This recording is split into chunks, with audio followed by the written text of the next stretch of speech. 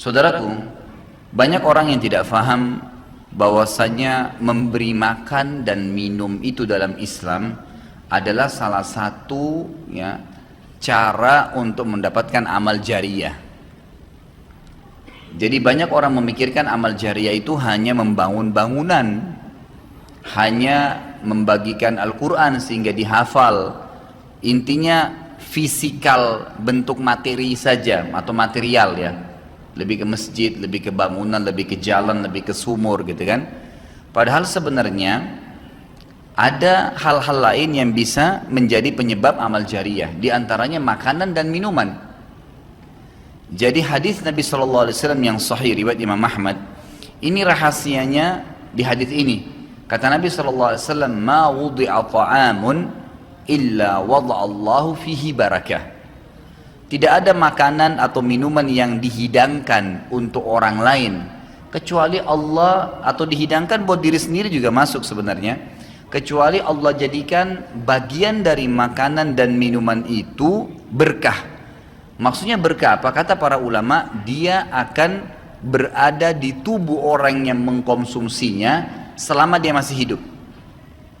Jadi begini, orang tua kita semua, Bapak Ibu sekalian, orang tua kita seperti saya, orang tua saya misalnya, pada saat saya ceramah di masjid ini, saya mendapatkan pahala karena menyampaikan agama Allah, insya Allah, bila diikuti dengan keikhlasan. Semoga Allah ikhlaskan niat kita. Orang tua saya panen pahala saya. Kenapa Bapak Ibu sekalian? Karena saya tumbuh dari ASI ibu saya, dan saya tumbuh dari nafkah ayah saya. Makanan, minuman yang saya makan selama ini sehingga membantu pertumbuhan badan saya menjadi besar, dan akhirnya saya bisa hidup, maka itu menjadi amal jariyah. Makanya dalam hadis riwayat Imam Muslim, seorang sahabat bertanya, "Ya Rasulullah, ayyul islami khair?" Perbuatan apa dalam Islam yang khair? Khair ini yang baik sekali, pahalanya besar sekali, selain yang wajib, yang sunnah-sunnah aja nih. Nabi SAW tidak mengatakan perbanyaklah sholat sunnah. Kenapa? Sholat sunnah secara individual, puasa sunnah, zikir, ngaji, bukan. Karena orang ini mengatakan khair artinya yang banyak sekali pahalanya, banyak sekali manfaatnya, dan ringan, sunnah. Berarti orang lain bisa merasakan. Apa jawaban Nabi SAW? Tut'imut ta'am wa tusallimu ala man ta'rif wa man lam ta'rif. Engkau memberikan makan dan minum kepada orang yang kau kenal atau kau tidak kenal. Memberi makan umumnya. Dan engkau menyebarkan salam kepada orang muslim yang kau kenal atau kau tidak kenal. Tapi saksi bahasan kita potongan awal hadis ini, di mana Nabi SAW menjadikan amal yang paling baik, besar pahalanya dalam Islam, ternyata memberi makan dan minum orang lain. Kok bisa? Bukankah dalam secara akal kita, kalau kita makan dan minum kan habis gitu kan? Ternyata yang dibuang oleh tubuh itu yang tidak dibutuhkan saja. Yang jadi, mohon maaf, air seni kita, air kencing dan buang air besar, jadi tinja itu yang tidak dibutuhkan oleh tubuh, tapi yang dibutuhkan diambil, diserat, gitu kan? Dia akan menjadi bagian daripada otot-otot, urat-urat yang memang membutuhkan pembaharuan, atau bahkan menjadi bagian daripada darah di tubuh kita dan seterusnya. Tubuh kita terdiri dari 75% air. Dan Allah SWT mengatakan dalam Al-Quran, "A'udzubillahi minasyaitonirrajim, wa ja'alna minal ma'i kulli syai' hayy." Kami jadikan dengan air itu segala sesuatu bisa hidup. Dan memang seperti itu.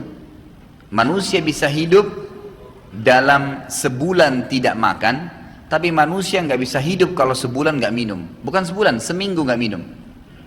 Makanya para sahabat, beberapa riwayat menyebutkan seperti Abi Dzar radhiyallahu anhu, beliau mengatakan waktu beliau datang ke Mekah untuk mencari tahu berita tentang Nabi SAW, saking khawatirnya kalau beliau mengaku mau cari Nabi, karena semua orang yang datang dari luar Mekah mencari Nabi Muhammad SAW waktu zaman di Mekah itu digebukin atau dipukul. Dia dari suku Kifar, dia khawatir. Maka dia bilang, karena khawatir saya ditahu orang asing, saya juga kalau beli nanti retorika bahasa saya berbeda, maka saya minum air Zam-Zam. dan selama beberapa hari dia tinggal di Mekah itu 2 minggu cari Nabi SAW, 2 minggu minum Zamzam nggak makan apa-apa dan bisa gitu kan minum air. Beberapa sahabat juga dalam riwayat Bukhari menjelaskan mereka pernah tinggal di Mekah selama sebulan tidak minum kecuali air Zamzam, bisa hidup. Apalagi memang Zamzam punya kelebihan ya. Zamzam itu kata Nabi SAW adalah makanan dan minuman yang menyehatkan dan mengenyangkan.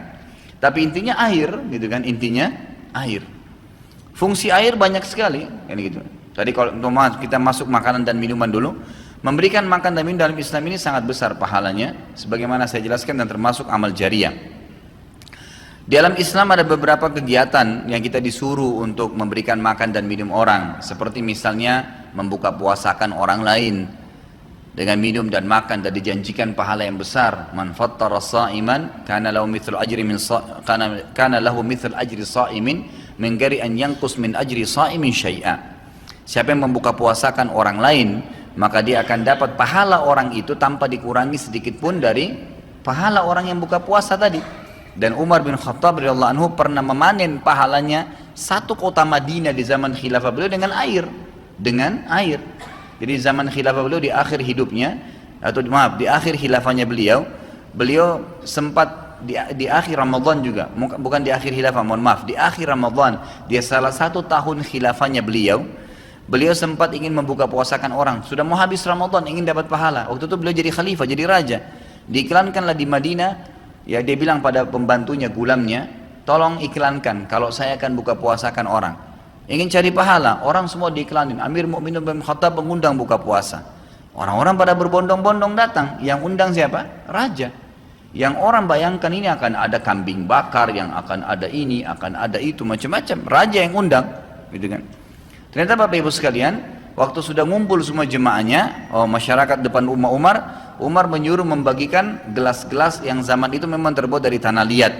Kemudian dibagikan satu-satu dan disuruh antri di sumur, gitu kan? Karena memang mereka minumnya di sumur waktu itu, tidak ada sumber air yang lain, gitu kan? Mereka antri di sumur, lalu mereka ambil isi air masing-masing di sumur itu, antri kemudian sambil duduk. Setiap kali seseorang di antara mereka dituangkan air di gelasnya, mereka berkata, mungkin sebentar keluar kurmahnya, makanannya dan seterusnya. Begitu terdengar azan, kata Umar kepada pembantunya, sampaikan kepada seluruh muslimin, silakan berbuka puasa dengan air yang ada di tangan mereka. Maka dia pun mengatakan silakan buka puasa, dan selesai segelas air ini maka selesai buka puasanya Amir Mu'minin, gitu.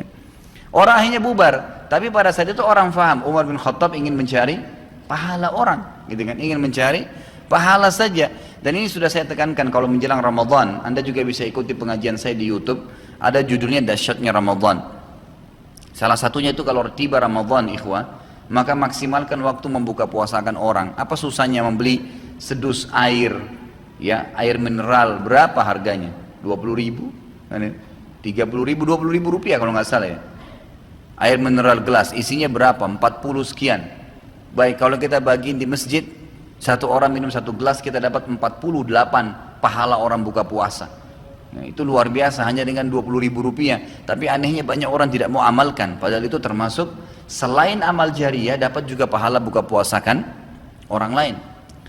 Nabi SAW dan juga merupakan ciri para nabi-nabi, mereka itu paling senang mengikram tamunya, dan beliau menjadikan sebagai sebuah prinsip dasar dari iman kepada Allah dan hari akhir, sebagaimana beliau bersabda dalam hadis Bukhari Muslim, man kana yu'minu billahi wal yawmil akhir falyukrim daifahu. Siapa yang beriman, mengaku beriman kepada Allah dan hari akhir, maka dia harus mengikram itu, melayanin, memberikan makan dan minum, ya, mengucapkan tutur kata yang baik bagi tamunya. Intinya memberikan makan dan minum dalam Islam ditekankan sekali, karena itu juga termasuk, ya, amal ibadah, amal jariah dan amal ibadah yang akan mendapatkan pahala. Jadi ada 2 sisi pahala yang didapatkan selain amal jariahnya. Selama dia makan dan minum kemudian itu masih ada di dalam tubuhnya, maka berarti itu akan terus menjadi amal jariah.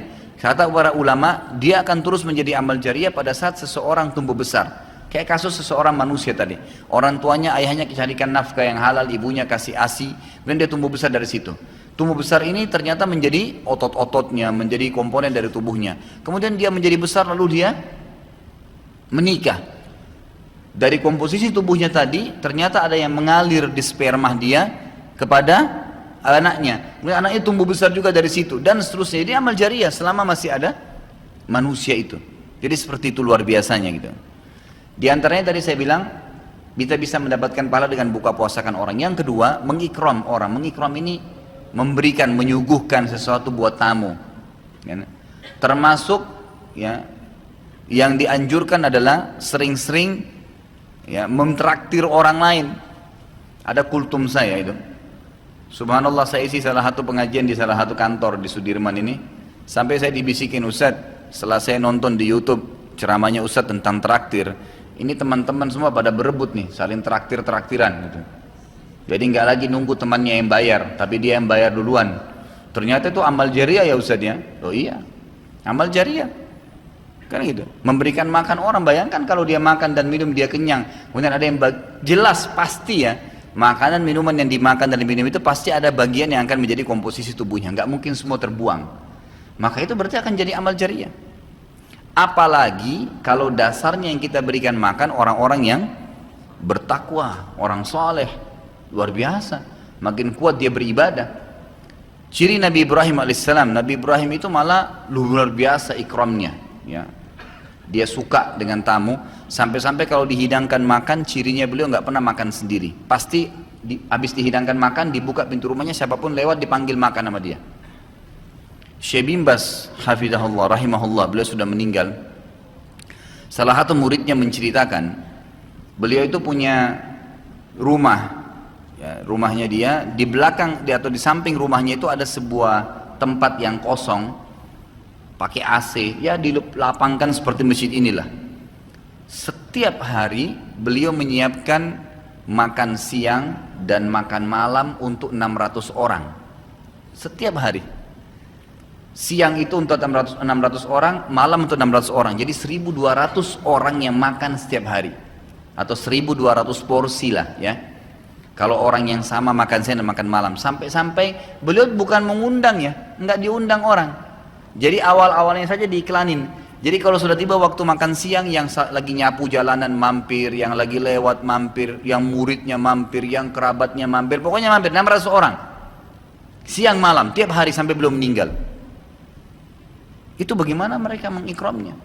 Kadang-kadang kita subhanallah, makanan kita taruh di kulkas sampai rusak, nggak mau dibagi kepada orang. Pelitnya luar biasa. Kalau buahnya lagi berbuah dibungkus, nggak mau dibagi ke orang lain. Padahal sebenarnya rahasia untuk menambah berkah sesuatu benda, rezeki kita, itu diinfakkan dulu. Kata Nabi SAW di dalam hadis Bukhari, Allah SWT berfirman, ya ibna Adam, anfik alaik. Wahai anak Adam, infak dulu baru saya infakkan kepadamu. Artinya baru saya berikan, bukakan rezeki itu. Kita kalau mau otomatis ya, spontan, begitu dapat makanan, ada makanan terus langsung dibagi. Dibagi langsung pada saat itu. Nih, bagi sama teman misalnya, atau dikata porsinya sebagian, atau kita beli bungkus yang lain. Ini saya beli satu bungkus makanan 10.000. Beli satu bungkus yang lain khusus kasih fakir miskin. Sebagai tanda syukur terhadap makanan tadi itu. Langsung diinfakkan. Itu spontanitas, tidak berhenti rezekinya tuh.